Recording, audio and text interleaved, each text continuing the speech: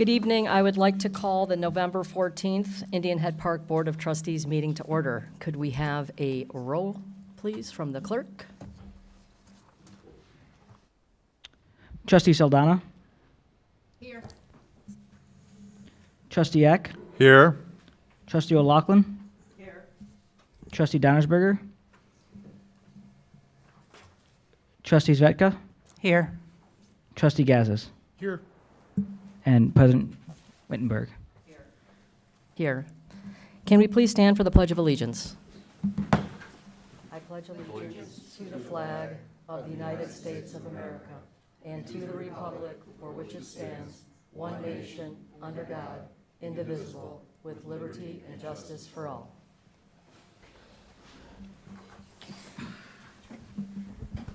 Thank you.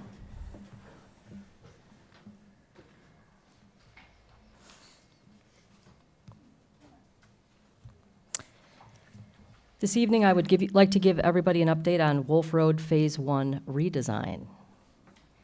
As you all know, we've talked about before, the CAC meeting number 2 was held on July 15th, 2024, and we also just sent out the Wolf Road design alternatives. Based on that CAC meeting, went out to the CAC stakeholders, and they've just reviewed them and are getting their comments back to the team. So right now, the tentative date is December 11th, 2024 for the public meeting number 2 at Highland School at 6:30. We will be posting publicly in the newspaper. The meeting will be publicly posted. We have to do that. It's a legal requirement by the county and the Phase 1 redesign team. And it will also give you the specifics on when the doors will open and the format of the meeting. So please stay tuned to more information on our website, on our news flash, and also on social media. We will make everybody aware of the details of the meeting. But we are really shooting for December 11th at Highland School at 6:30. I wanted everyone to have an update on the embankment planting on Plainfield Road and also the tollway letter that we talked about a month or two ago.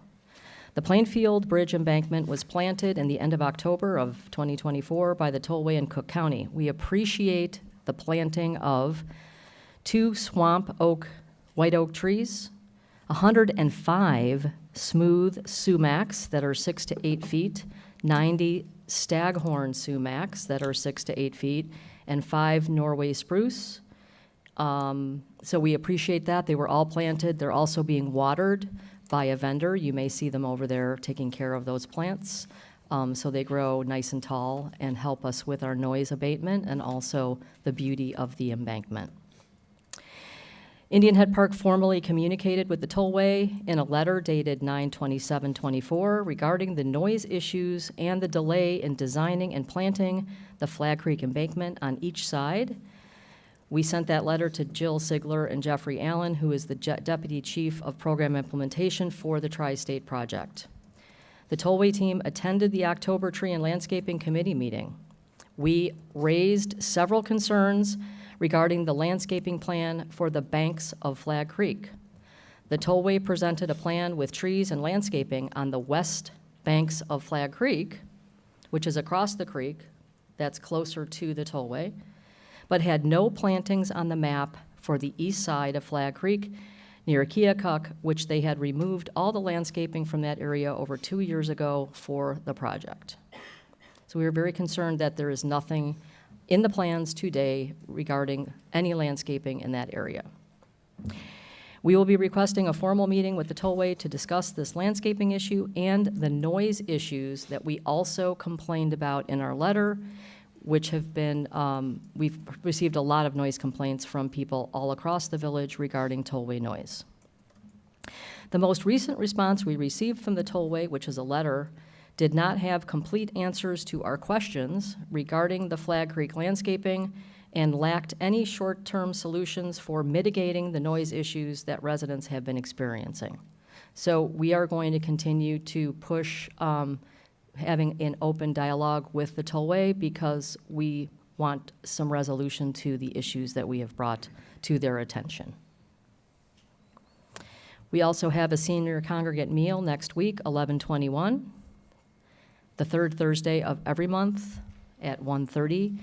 This month, we have an a cappella group, the A Cappella Fellas, and they will be presenting some holiday cheer and fun, as well as food. So please feel free to RSVP to Barb at 708-603-2259. And last but not least, we would like to thank the Farnsworth family for a new little library that has been installed in Sacagawea Park. If you haven't seen it, it was just installed last week by our Public Works team. We appreciate that very much. Thank you to the Farnsworth family, Gail and Bill, for their thoughtful idea and the donation of the little library in memory of Kelly Joy O'Loughlin. Your commitment to honoring her memory is truly appreciated. We thank you to the Public Works team for installing the little library, and also to Artistic Engraving in Countryside for donating the plaque, which reads, "May you share your joy of reading a book from this little library with someone you love, in memory of Kelly Joy O'Loughlin." Please feel free to add to our library or take some time to enjoy reading a book from it. So take a look at it. There's both adult titles and children's titles, and we hope that we'll be able to use the little library for many, many years. Thank you.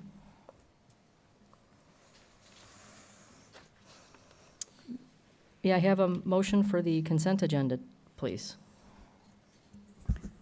Make a motion to approve the consent agenda. I'll second it. Can we have the consent agenda, any questions on it? And can we also have the financial report? I can give the financial report. Our cash on hand at September 30th, 2024 was $4,196,038.66. Our payments for October were $646,516.77. Our total revenues were, for October 2024, were $572,956.15, bringing our ending bank balance at October 31st, 2024 to $4,122,478.04. Any other questions on the consent agenda items? Hearing none, can we move on to new business, please? Or we need a roll call vote, excuse me. Roll call vote, clerk? I was just going to say. Trustee Saldana. Aye. Trustee Yak. Aye. Trustee O'Loughlin. Aye. Trustee Zvetka. Aye. Trustee Gazzas. Aye. Motion carries 5-0. Thank you. Moving on to new business. Can we have a motion for item A, please? Yes, item A, consideration for moving the move that we accept the contract for Lindell Brothers for the 2024 road program, and that was included in our minutes. Second. And that was, what, about 300 and some thousand? 370,000. And do you want the exact number? It's close enough. Can we still have a little bit of a Yes. explanation so So people know this, what we're this approving? project will finish up an area in 45 acres that was almost completed in a previous program year. These, I do want to clarify that these are not the worst streets based on the survey of road conditions as updated by Thomas Engineering. But the worst areas, such as Pontiac and Blackhawk in particular, also have water infrastructure that needs to be repaired. And so it's a bigger project. It takes more engineering pre-work before we can fix those roads. So because of that, we have put those in our road program for next year. And our engineers from Strand have already begun the prep work for Pontiac. But that digging and that construction work will happen in the next fiscal year. But we are spending this money this year to get these roads finished up. And they were still high on the need for reconstruction. But they do not also involve other infrastructure improvements. So Joe can get you more information about the detail, and he's also prepared to talk about, once you all approve this contract, what the next steps are, and including notification of everybody about this project.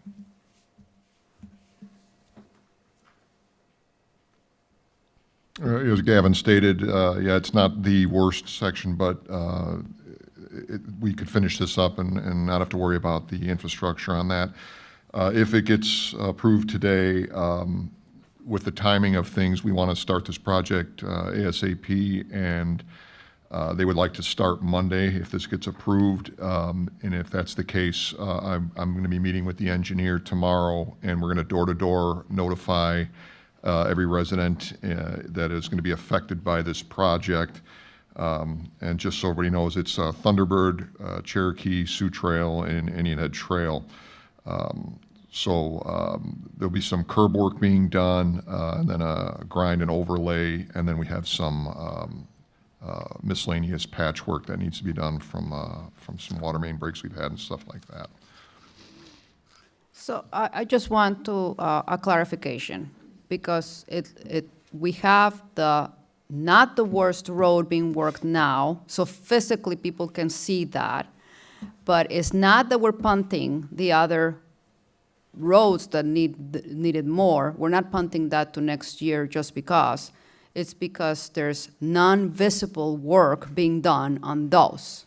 Is that what you said? There's Absolutely. preparation that is being done right now that needs to happen before that can be There's done. a lot of engineering work that will go into the project, both for the water infrastructure and the road itself. So it's a longer process to get Yeah. to the point of where we're putting shovels in the ground. So to clarify, that the village is working on all the roads.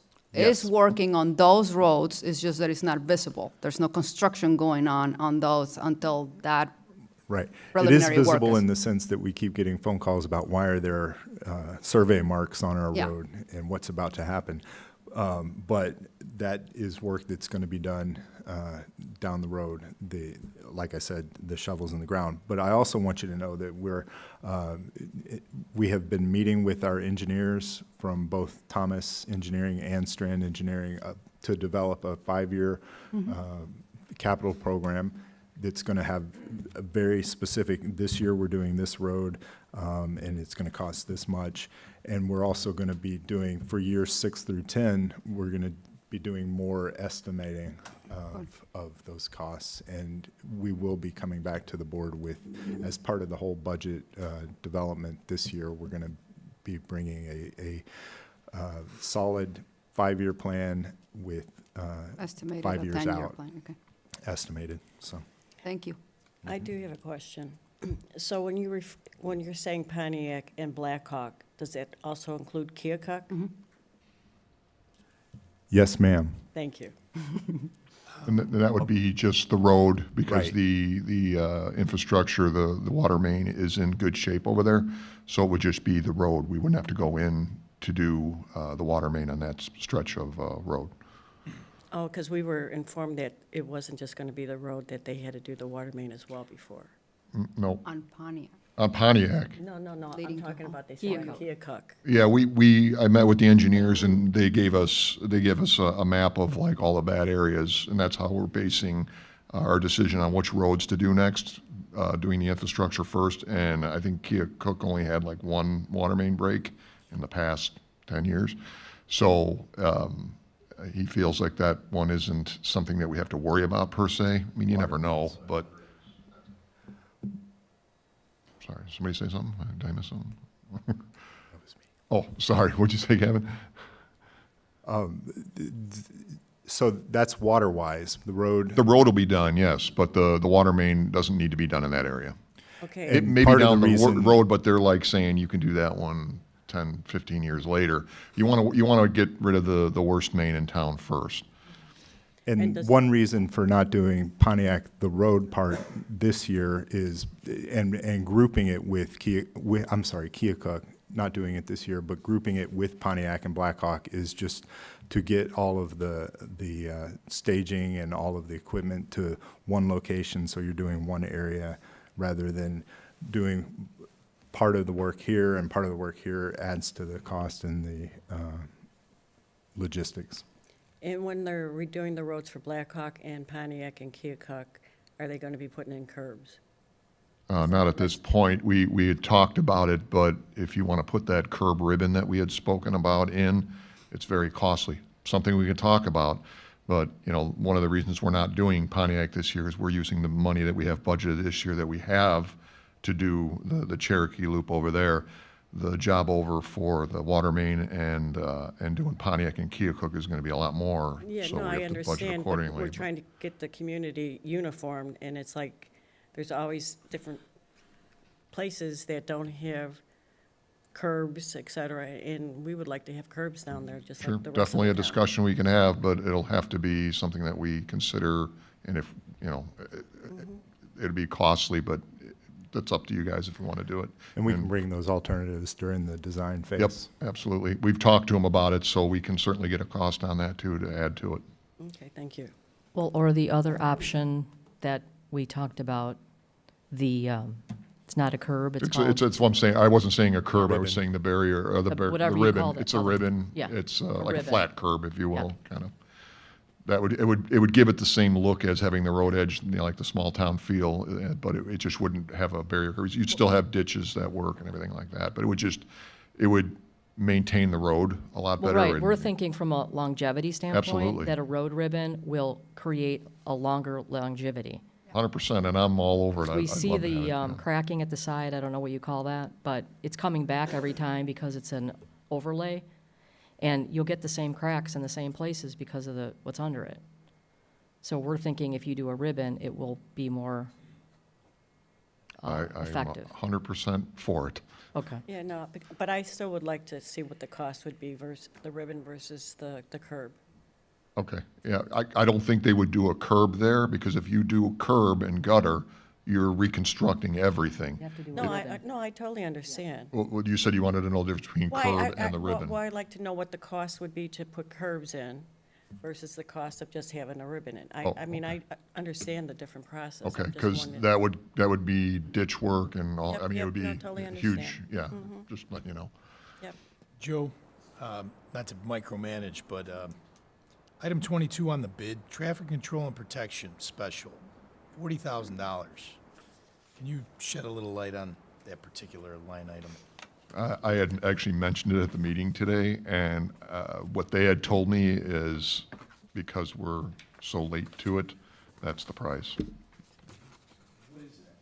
just makes the guys with the flags or what? All the barricades, all traffic control involved for this project. So barricades and Yeah. horses. Yep. and- That seems, well, it's over 10% of the project. It's almost, 11, 12% of the project. It's got it, estimated quantity, 5,000, then 40,000. I guess that's seems like a lot. It seems like I something agree, that and I mentioned it today. HPD could probably Yeah. handle for something less than 40 grand. Yeah, I mentioned it to Thomas today, because we had a pre-con meeting today, and the only thing he said to me was, if the numbers come in less than what they estimated, it might be a little bit less. Well, who's going to look at the numbers to make sure what we've been billed and who's worked what and the project management? Thomas. Because we had a problem on that the last time, that we had quality control on a road, and the project manager signed off on it and was not up to what we thought was a quality job. So you guys need to tell us, like, who's going through the hours, did the vendor do what they said, and are we checking that that's being done? There's going to be an engineer on site for the entire job. Is From there a- Thomas. Is From there a Thomas. time frame? Like, what's the estimated time frame? I know they don't know whether this, that. December 18th, I think, was the date to have it complete. So how long? If they start Monday, Oh, yeah. okay. This is going to be a quick in and out. I mean, It's not a huge job anyway, but it's, Seriously? yeah. Okay, that makes more sense. That's a lot of days. I thought they were gonna be, I thought it was gonna be. Well, yeah, We when thought I it was say gonna be quick like a in and week, out, but right. yeah, it's a month, So give or it's, take. yeah, 20, so a couple $1,000 a day, that makes a little more sense, but.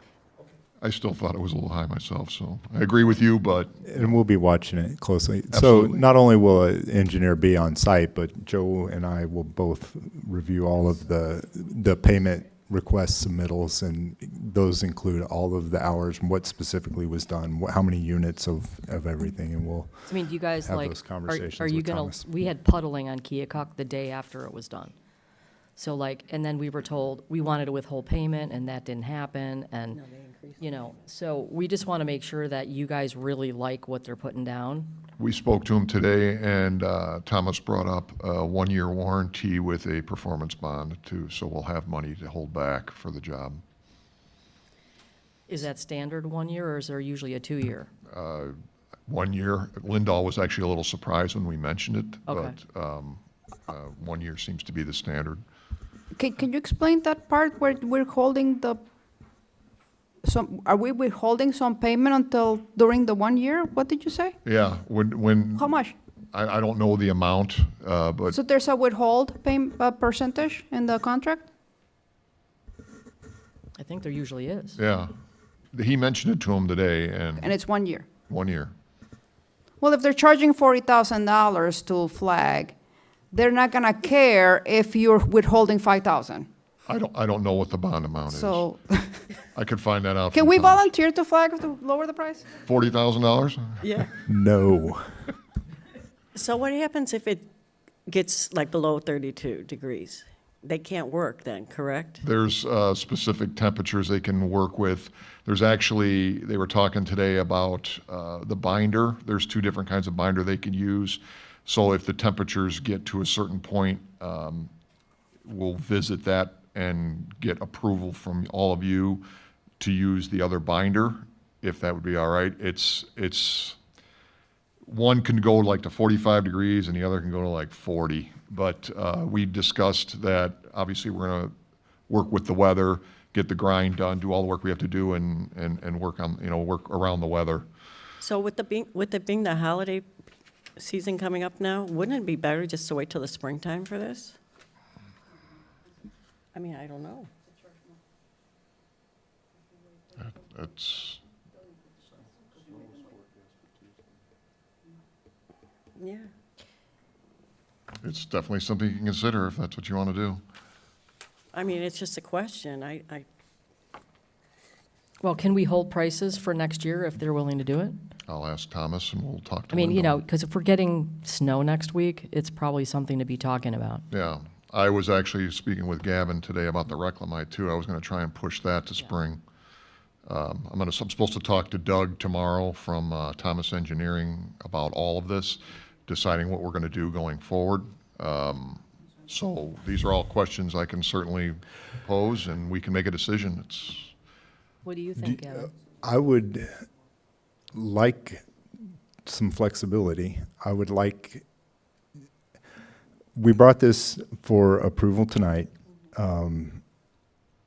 If you are not comfortable just approving it to go ahead and get the work started on Monday as we proposed, is there some way we can formulate, withdraw the motion, formulate a motion that would authorize us to go forward with Lindahl if we feel like the weather's going to be appropriate, or negotiate with them about the spring and holding the price? I mean, they felt pretty confident they could get the job in. That's, but again, So us approving it doesn't mean that automatically it starts on Monday. If you as the administrator feel like you can hold it and they agree to hold it, we already approved it, so it just happens in the spring.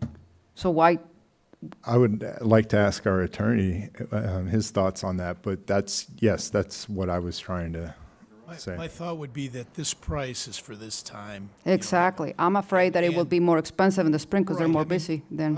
How it typically works is that these firms have capacity. Mm-hmm. If they have excess capacity here at the end of the year, Yeah. they'll do the job for a discount, as we've seen on some other, bids.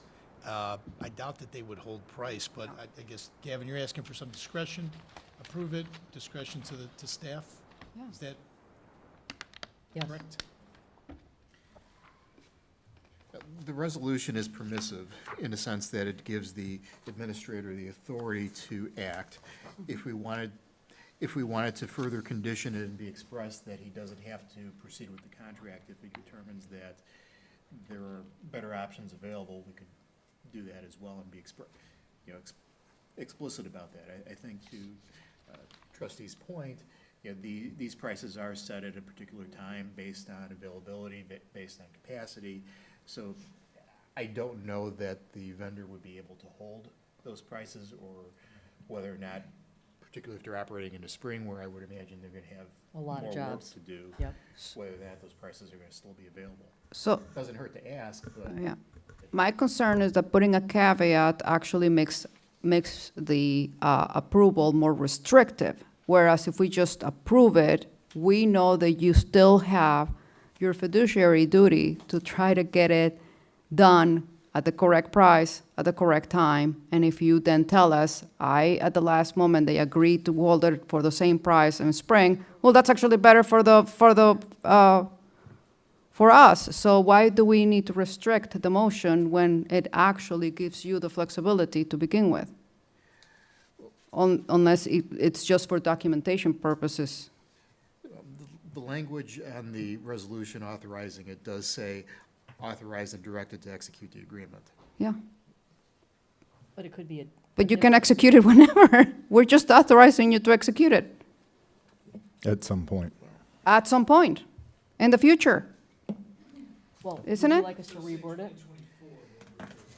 Oh, okay.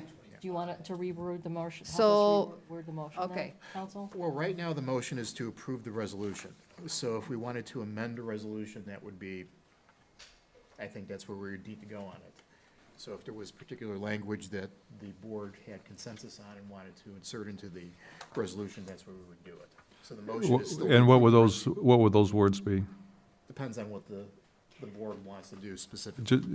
To give the administrator discretion to move forward, or not? So I can make a suggestion. So in the resolution, it actually has the date. So the amendment will be to say 2020, what does it say? Where it says the date of the execution? Section 2 refers to a 2024 road repair project. You're gonna say Do that 2024-2025. That's it. You have Discretion. anywhere in 2025 for it to start. You could call it fiscal year 2025, which will Or, cover. up to 2025, yeah. Well, actually, fiscal year 2024 carries all the way through May, May. so. That's true, it's It'd fiscal be year. 20. Just add the word fiscal year, we're good. Right. Council, does that make sense to Actually, you? technically, we refer to the 2024-2025 year as fiscal year 25. Well, I think the sense of the board, as I understand it right now, is that the village administrator is hereby authorized and directed. To the trustee's point, there is no time in which he needs to exercise that. So if we wanted to come back next month and he hasn't executed it, we could rescind this resolution or Yeah. do something different. If So, necessary, you can, yeah. Okay. Rescind it. As written. as written. Okay, so I think we can Right now, proceed we with a can just vote approve it. then, just as it's stated. We don't even have to state a new motion. So we don't have to state a new motion, so Just, I would like to clarify, you were asking us, Joe and I, to talk to them and either get reassurances that they will be able to do it this year and more specific reassurances, or hold the price and do it in the spring, Either or, yes. either or. Okay. explore that, and we can, And if the Right. answer is no to both questions? Then they don't get their contract. You don't Right. execute the We contract just because turn they down all the can't bids. actually Right. provide the services. Isn't it true? I just asked that question for clarity. And Thank you. that's good. Thank you for doing that. So I think we will have a vote then. Clerk? Trustee Saldana, Aye. Trustee Eck? Aye. Trustee O'Loughlin? Aye. Trustee Zvetka? Aye. Trustee Gazzis? Aye. 5-0, the motion carries. Thank you. We'll now move on to new business item B. This is a zoning item? Correct, it is. Yes. Okay, That's Jim. Jim, you want to make the motion? It's your committee. I move to Approve. approve. Where's my, oh, here it is. Usually just a second, okay. Okay, you want me to motion? Motion to approve ordinance number 2024-18, granting a special use to operate an automotive mechanic shop in a B3 district. Second. So the Planning and Zoning Commission met last night. They held public hearings on this item and on the next item, and they made recommendations on both of those items. Andres can provide a summary of the requests and the findings from the Planning and Zoning Commission. Thank you. Yeah, to clarify, it was met on Tuesday night, not last night, though I do understand the feeling.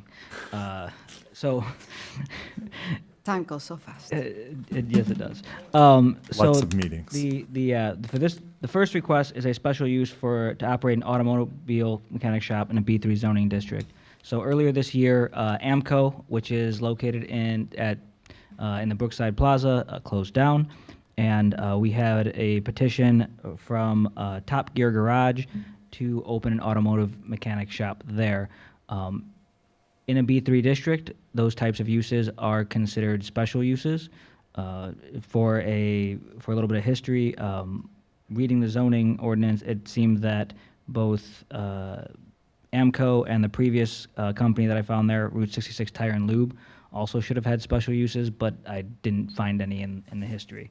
So that was a question that I got asked about that. So either way, the petitioner basically gave us documentation showing that they were looking to operate a general mechanic shop there, and that would include things like oil filters, tire rotations, and repair if necessary, or replacement, general maintenance type of sorts, and some minor, and I say minor, but some more major work, but nothing like body work.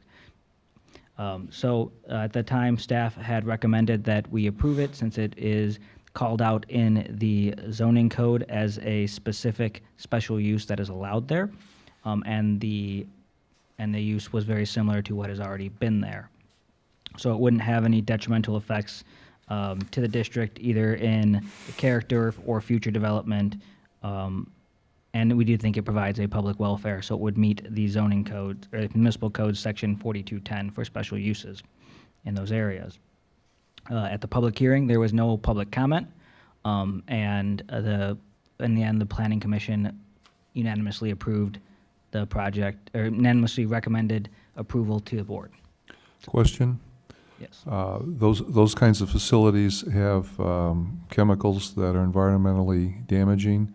Was there any discussion with you or at the planning and zoning in regards to the handling of those kinds of chemicals? Yeah, there was discussion on that as well, and as part of our business license processes, we do both a building inspection with our inspector and also with the fire department that goes in there as well for that type of handling, and there we made sure that they have those types of handlings, the proper handling of those types of fluids and all that type of sort that's going in there. Does that inspection repeat itself? Is that just a single inspection, or would that be perhaps annually afterwards? That is just a single inspection when we have a new business occupying or if there is some complaint on the area. So it is not something that we do annually in those spaces. Well, apologize. Let me correct myself. The building inspection that we do is one that we just do once. The fire department, the fire district does annual inspections on every single commercial space, including that space, every year. For a little bit of history, the AMCO earlier in February had actually failed their fire inspections, and we got involved with the village, and they then passed it in March, and then we're not there a couple weeks later. So So yes, that type of handling, that type of making sure that they're up to date, especially for, as you mentioned, something that has both, Environmentally hazardous, but also hazardous, yeah. also more flammable materials and type of work that could have more, more chance to fire. They do keep a good eye on that. So I have 2 questions. The first one is there any need for remediation, or are they doing any remodeling that requires remediation? Any spills that happen there that need to be picked up, stuff like that? no, the petitioner hasn't submitted any plans to change anything. It's the way the building is designed is to house that type of use. They haven't said anything about remediation. If anything need to be cleaned up. Okay. And second, did they have like a business plan where we know if the cars are gonna be parked and idle, waiting to go into the bays? Because there's some places that do this kind of work that actually have the cars waiting, like especially for oil changes and stuff, and it's kind of like a wait here and we'll change your oil and you'll be done in 40 minutes, but the cars are idle outside. Is that something that you know of? No, the petitioner had more mentioned that they would do something either they drop off the car, or they might do something more concierge when that comes down to it. There is space there over where they used to park cars before they'd pull them into the bays. But at the same time, the municipal code prohibits any sort of outside work on anything in B3 district, so there's not going to be doing any work out there. Okay, thank you.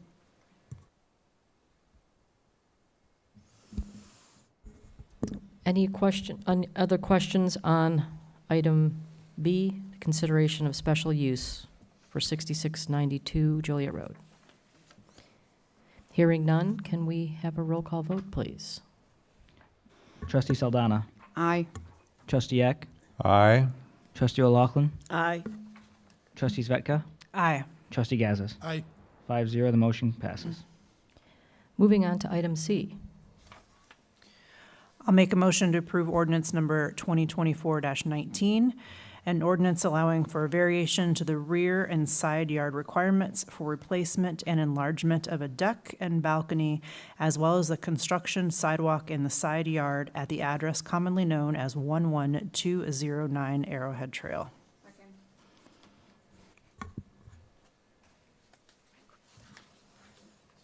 So this was also part of the planning and zoning agenda on Tuesday.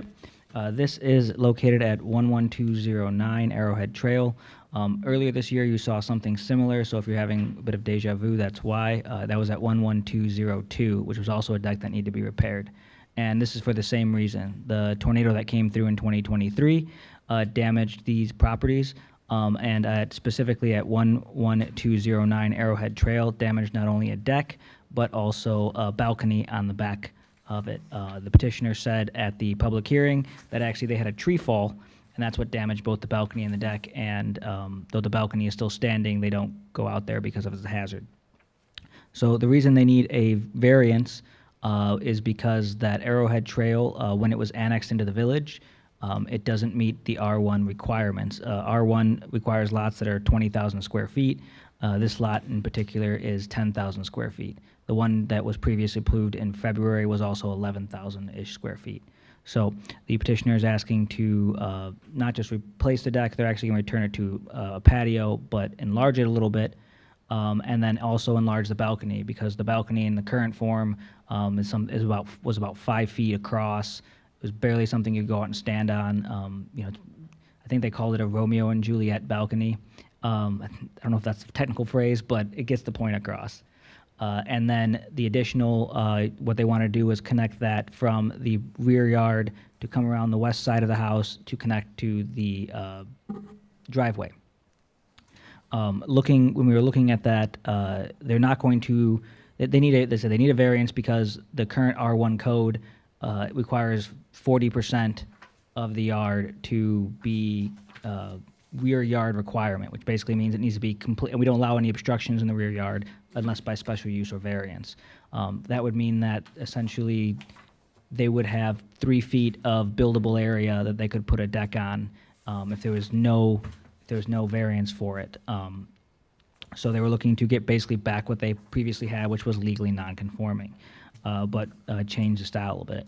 In doing the research in the area, the character of that neighborhood, they have a lot, it is very similar.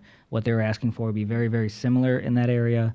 They have a lot of patios, you have a lot of decks. Some of them even have pools that take up about half their rear yard. So it wouldn't change the character. Additionally, the sidewalk is something you see in about a third to half of those homes, so it wouldn't also change the character at all. The petitioner's husband actually showed up, so we were able to ask him a couple questions. Most of it was very mundane about it, and then at the end, the Planning and Zoning Commission positively recommended to the board to approve it unanimously, same as the other.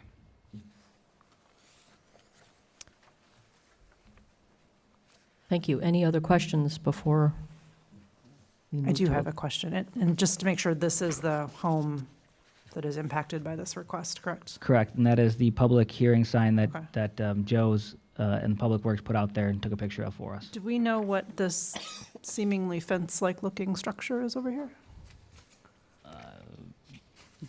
I didn't actually look at that part of the knowing that was there. Give me one second, let me look at our picture. Just, at least A metal I think fence. that's what it is. Looks like a metal fence. It does look Like like a metal fence, yeah. That might, the neighbor to the east side of them has a pool. Oh, so that might be a privacy fence? Yeah, so give me 1 second, let me, Our code, if it is the pool, our code requires that you have a fence. yeah, so if Yeah, you no, look, if you look privacy at is it, full from if you look at the, No, it's just for little kids not to be able to. if you look at this, it's very hard to see. If you have the digital version, it's a little better. So Yeah. this is the home. It's the second one in. And if you look next to it, as I mentioned, there's very large pools. There's a pool that, as you can see, takes up about half of their or more of their rear yard, and looks like that's the fence. That's the fence for that pool. It looks Okay. like. Okay, thanks for confirming. Any other questions regarding 11209 Arrowhead Trail? Hearing none, can we have a roll call vote, please? Trustee Saldana, Aye.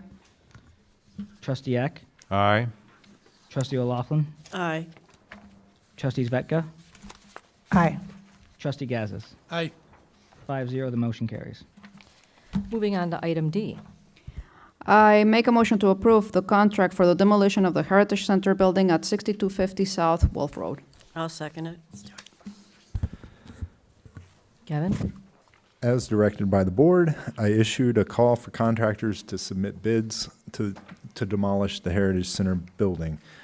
In the interim, we had an asbestos survey completed, and I created an addendum to the request for bids to include the abatement of asbestos. The bids came in, we opened those on November 4th. We eliminated the lowest bidder because that bid was incomplete. It didn't include specific costs for the asbestos abatement. It was missing a performance bond and a bid bond. So we moved to the next lowest bidder, which came in at $33,250 from Fowler Enterprises. Fowler has suggested in their bid proposal that they could begin the work this month.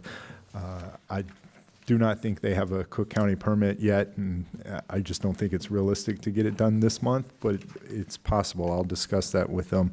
Also affecting the scheduling is the docents are still culling the books. I've been in communication with them. They've gotten rid of several hundred books and are donating those to, or there's a company that will come pick those up. And I can't remember the name of the company right now, but they will come pick those up and dispose of the ones that need to be disposed of and go through those. Once all the books are culled, staff from the village will help move those books to storage. Right now, we're looking at the Public Works Garage for that until an alternative is found. I am going through, there are a number of musical instruments and some furniture that will inventory and deal with, either donate to a nonprofit or or get it declared as surplus and auction it off. So those are some of the outstanding things that we need to deal with before they actually begin to demolish. Have some questions? Yes, sir.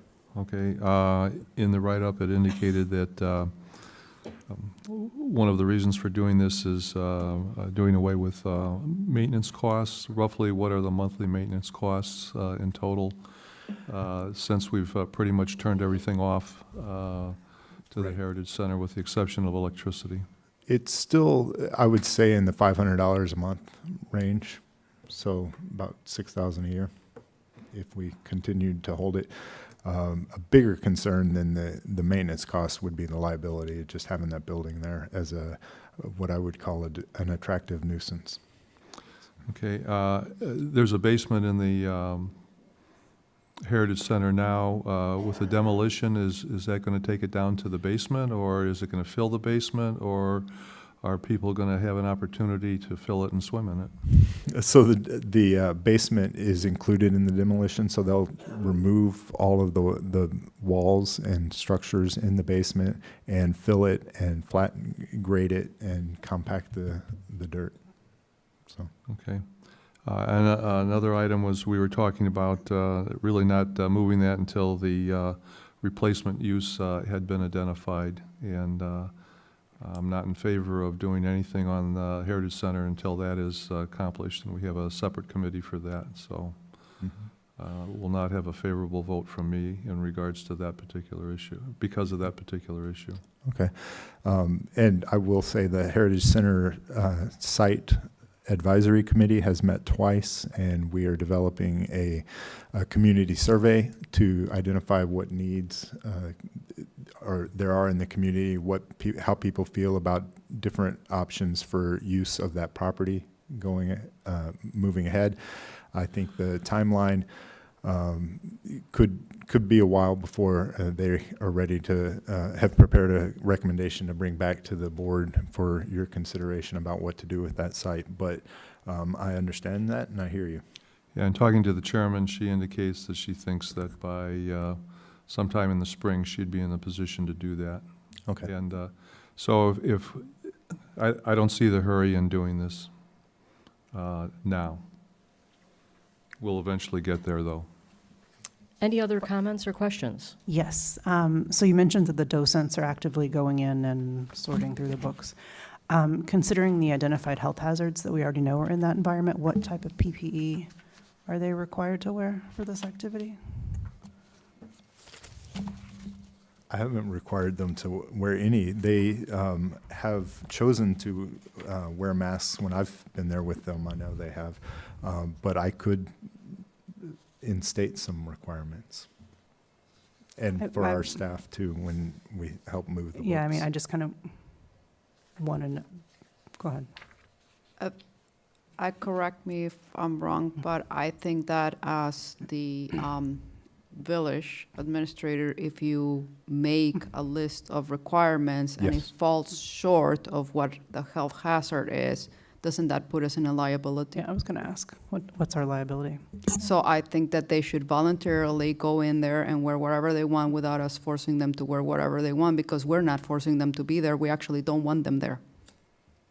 That was So gonna be at the my next moment that we question. give them an actual list of things to wear, we're giving them permission to be there. We don't want them there because of the health hazard.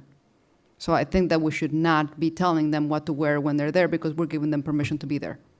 Can we restrict their access? And- Can we, Well, that's a different issue. They have keys, but they're going in there without us giving them permission, and they're doing it because they want to be there. It's my, I Right now, think. the only time they're there is when they're actively going through the books and Mhm. determining which ones can go and which ones should stay in the collection, and which ones to put in the little library at Sacagawea Park. Well, could So they what- remove all the books and then they can That's sort what we them should do. in a different area? Remove them all Okay. and not have them expose themselves to that. Because the moment we give them something, a guideline as to what to follow, and we fall short of that health hazard, then we allow that to happen. And we shouldn't allow it, period. They should just remove all the books and work somewhere else. I think. Can we also, I mean, you mentioned they have keys, or I know there's like a keypad back there. Can we just make those changes? Because I mean, just the public health safety aspect of it is pretty concerning. Also, I'm still concerned if we're actively going to be doing something with these books and not knowing the level of potential contamination, what we might be putting out there in the environment for other people to be exposed to potentially is concerning.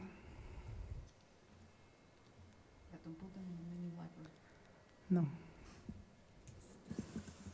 Okay. Any other comments or questions before we move on to a vote? Hearing none, can we have a roll call vote, please?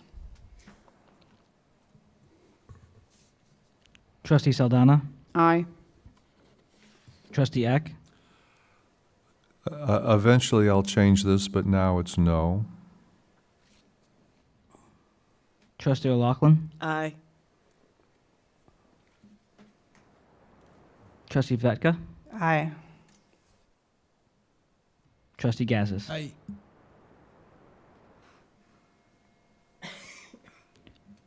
4-1. I believe the motion passes then. All righty.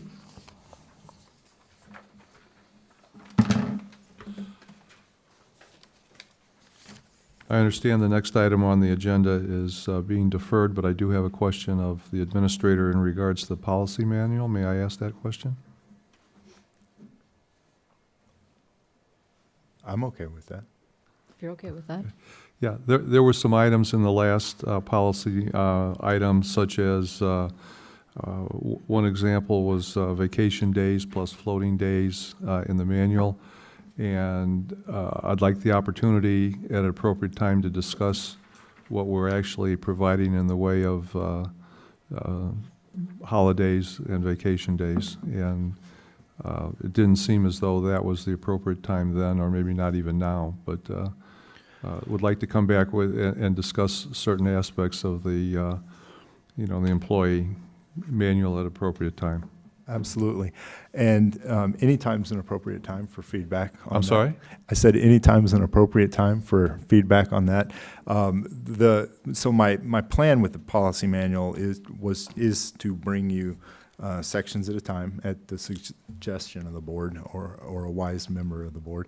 And I am doing that, and then I will bring the full policy manual after we've had discussion on each section to the board for final approval.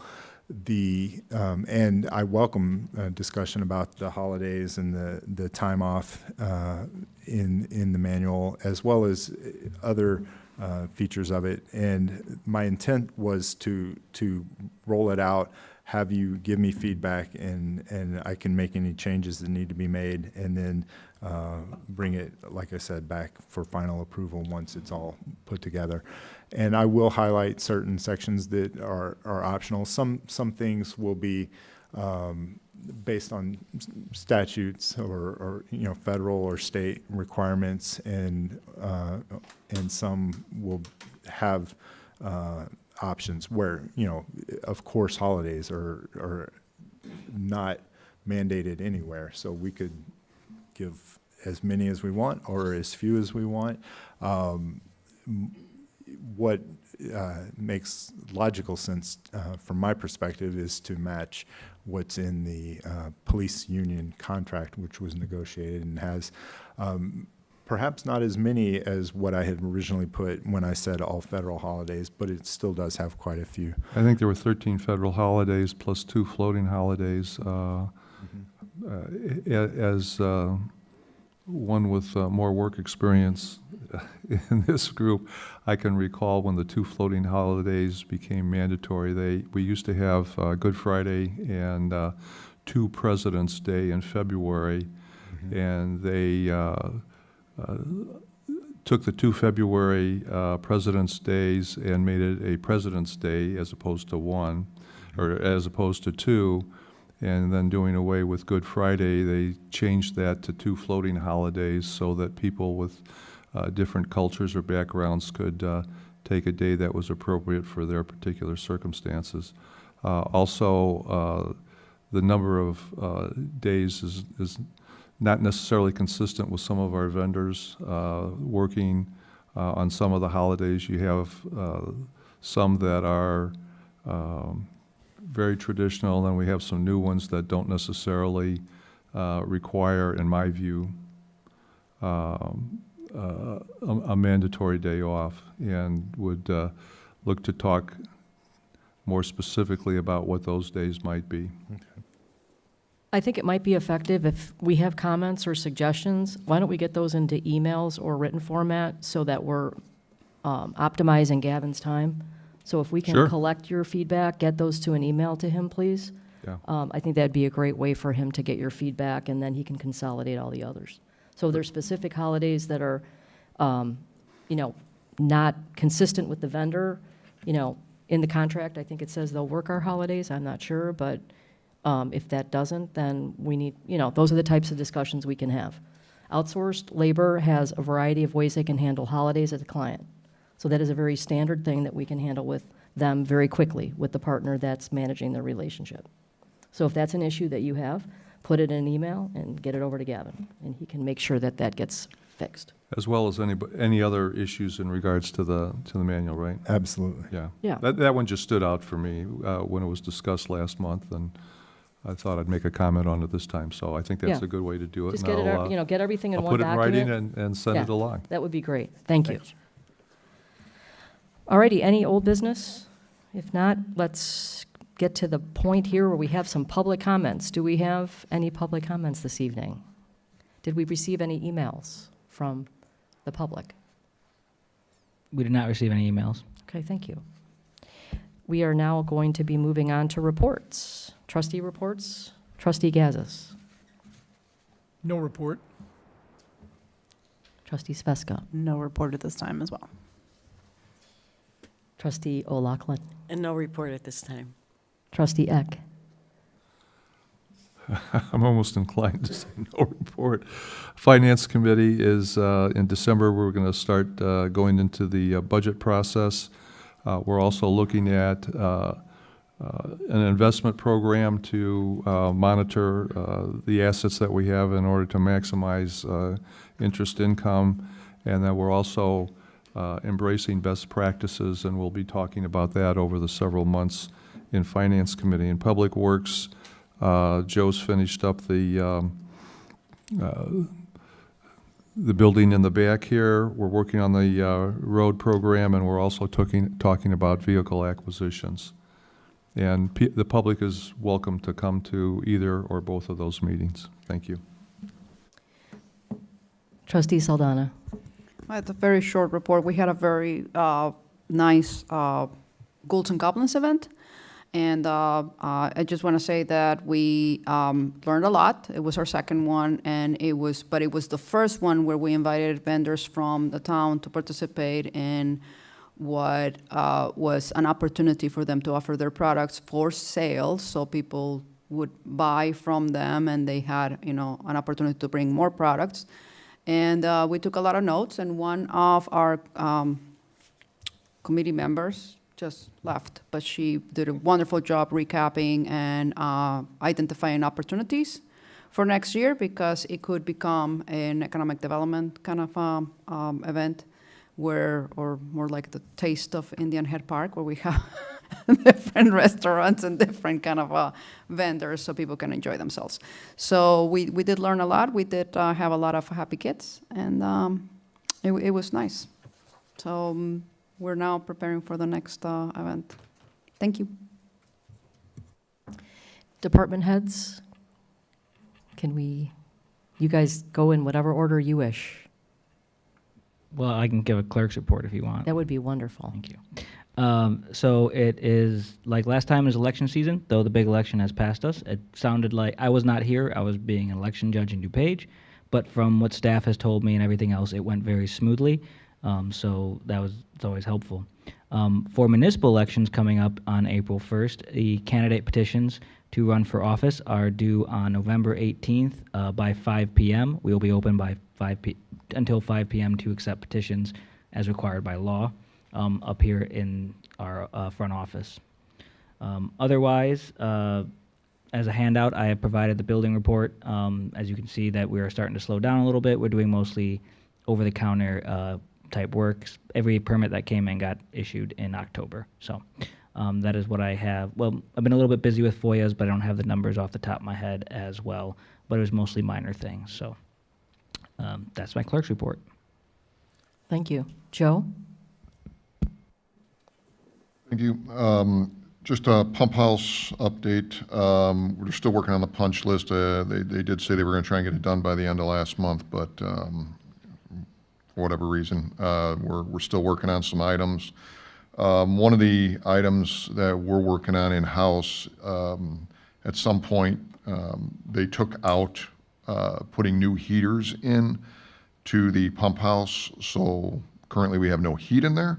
So I'm pricing a couple of new heaters. I had Amber Mechanical out to give us some prices. I did get the price back. Looks like we might be doing it in-house. It's a little expensive. So we may be putting those in-house with the Public Works Department. They feel like they can handle that. So one other item about the pump house, last year, somebody drove through the fence and damaged the fence. I had the fence company come out and do that repair this week, so that's finished. The leaf collection started this week. We have another 2 weeks of leaf collection. So far, I have not heard any negative feedback, so I think it's going well. As Charlie mentioned at the committee meeting, we spoke about the new pickup truck. I have submitted the new pickup truck to the dealership. I'm waiting to confirm the numbers that I sent them for the cost of the vehicle are the same as what they come up with. Once that's good to go, the order will be placed for the new truck. Another thing we spoke about at the committee meeting was our water main maintenance. But there's a couple of programs that we want to do to maintain our water service, with a leak survey and a valve turning program. I spoke with the company M.E. Simpson, who gave us the quotes, and I spoke to them today, and they said the valve turning can be done now. It's something I think we should do, because I spoke to them. Apparently, we haven't had a valve turning program as far as he knows. And last thing you want to do, be out there in the middle of the night and find out that a valve doesn't work. It could cause problems. It could extend our shutdowns if we have a water main break and stuff like that. So I'd like to get that program started now. I will get costs to Gavin and everything like that before we pull the trigger, but that's something I like to do. In the leak survey, they recommended we do that in the spring. And that basically they go around and they check our water system to find out if we have any leaks, and if we do, they'll identify them for us, and then we'll have to address them in-house to get them repaired. Our lawn contract service with Barry is up at the end of this month. They're only doing twice a month now at this time of year. They were in today, and we have like one more cut. Basically, it's leaf mulching, but we have one more with them. They'll be done at the end of the month. Brian, my crew leader, is putting together an RFP for a new contract for next year, so we'll see where that comes in. Public Works is looking, we spoke with Gavin about doing some Christmas decorations for the public buildings, and Wolf Road and Plainfield over there on our sign. A couple areas in town, so we're getting some pricing to do some Christmas decorating. Working with Amy Jo and staff, we're trying to get some tree grants through to get some tree planting done. So we're working on that. I'm going to meet with Amy Jo tomorrow to get some numbers and some tree species to her. Gavin mentioned that we're putting together our 5 to 10 year plan. We had some really good meetings with our engineers, and we're making some pretty good progress. I think we're going to be in pretty good shape here going forward. And then we did erosion control at 6361 Pontiac. There is a outfall there that looks like it was started before my time, putting some rock around it to keep it from eroding away. We finished that project this week, and that's all finished for the season, and that's my report. On the valve turning, would that include the vault on Joliet and Willow Springs Road? Every valve in the system would be turned, so every valve that we have would be tested to make sure that they're all working correctly.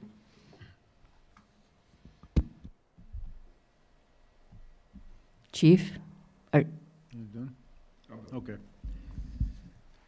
The Cook County Senior Academy finished its third week out of 6 on Wednesday.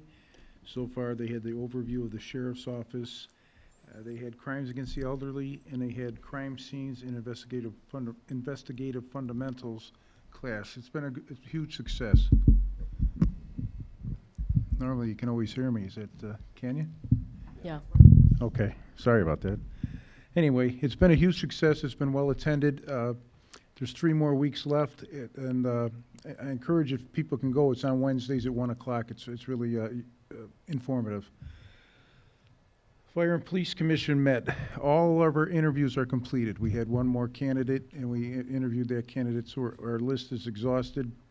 We have our list to work off of, which leaves me, we have a conditional offer for one officer, Bradley Foster. I believe he has it's either his psych or poly tomorrow, and then we can get him going. We're going to try to onboard him early to get him acclimated to Indian Head Park. We had a candidate that we were very high on that did not pass the requirements. So we had another one already going, and we're working this one up, and we have the psych and poly is going to be scheduled soon.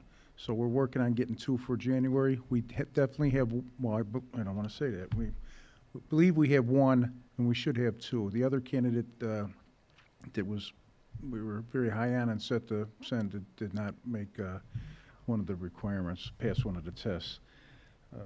The Halloween parade, or the Ghouls and Goblins, was a huge success. It was bigger than last year. We walked the kids around the park twice, and they started dropping off, which was kind of funny because I thought I was going to drop off. But the LPRs, the license plate readers,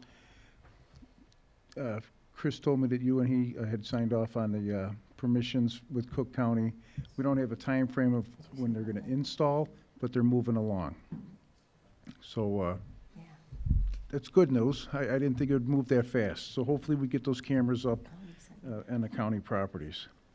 We're going with a pay scheduler. Currently, the police department's on a paper system, and it just doesn't work.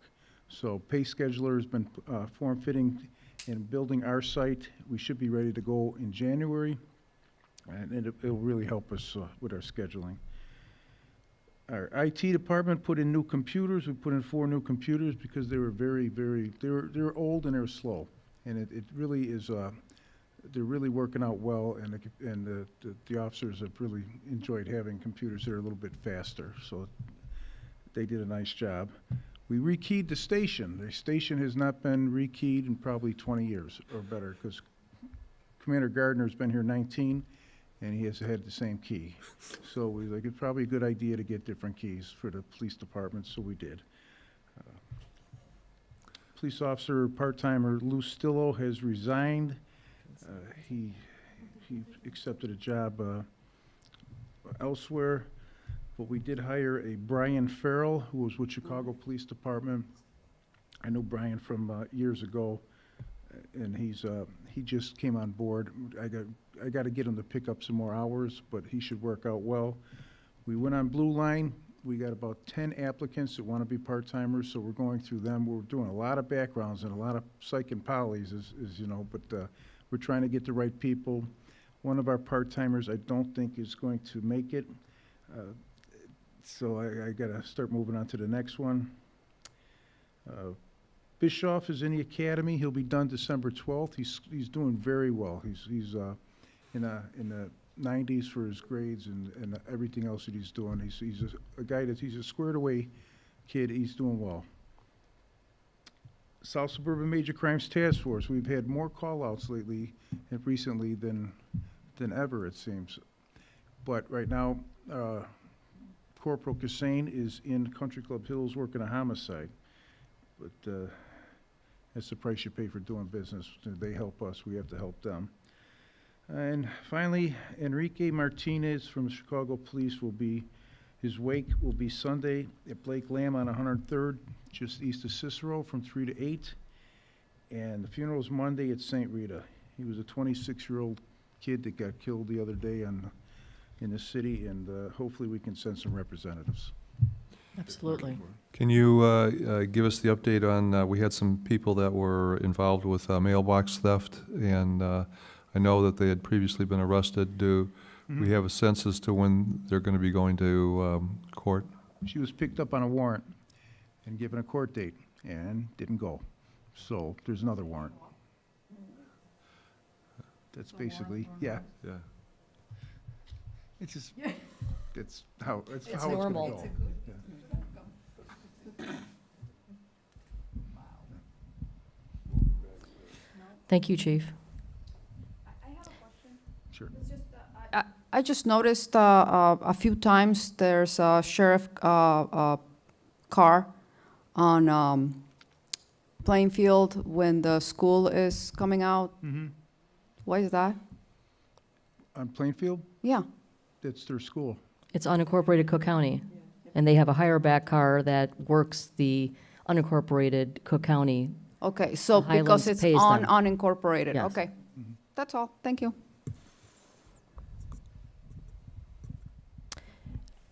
I think we are at the time right now where we do not need a closed session, so if there are no other reports, I would like to have a motion for adjournment. Motion to adjourn the meeting. Second. The meeting is adjourned. Oh, do we need a roll call vote? How about a voice vote? All in favor, say aye. Aye. Aye. Opposed? The meeting's adjourned. Thank you.